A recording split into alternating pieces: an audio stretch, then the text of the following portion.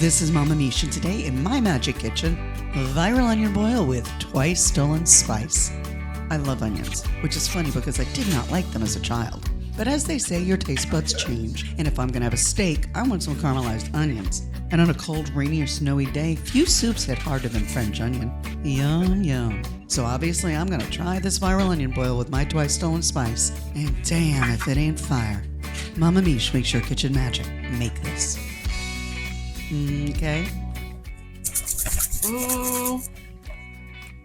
This is the right size onion. First time we did this, we had the tiniest little onion. This looked good. Let's cut into this baby. Look at her, she's so pretty. Oh, so pretty.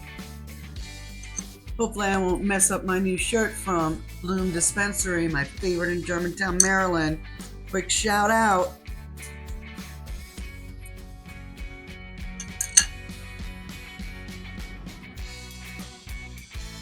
That's fire.